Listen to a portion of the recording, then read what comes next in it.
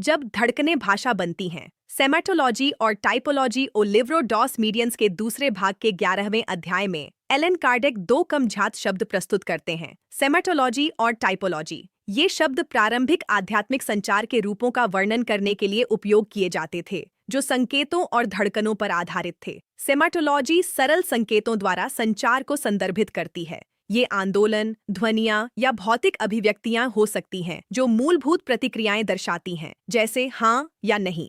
वहीं टाइपोलॉजी एक अधिक विकसित प्रणाली है।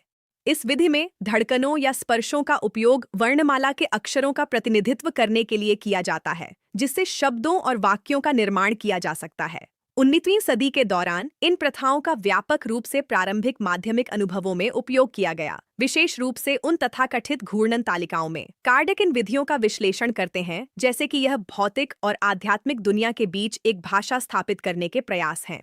लेकिन वह यह भी नोट करते हैं कि इन प्रणालियों में सीमाएं हैं। संकेतों के माध्यम से संचार धीमा है, इसमें बड़ी धैर्य की आवश्यकता होती है और यह अनैच्छिक आंदोलनों या गलत व्याख्याओं से आसानी से प्रभावित हो सकता है।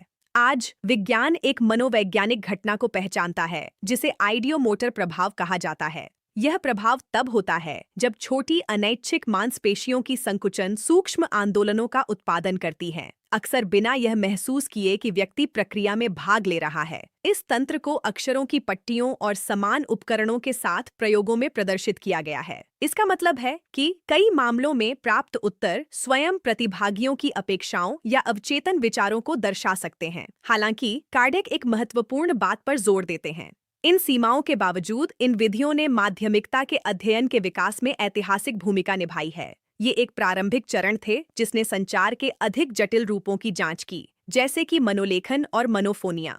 इस अध्याय का सबसे प्रासंगिक शिक्षण यह है कि माध्यमिकता का अध्ययन धीरे धीरे विकसित हुआ है, विभिन्न प्रयोगात्मक विधियों से गुजरते हुए। जैसे कि ज्ञान के किसी भी क्षेत्र में पहले के प्रयास गहन जांच के लिए एक प्रारंभिक बिंदु के रूप में कार्य करते हैं।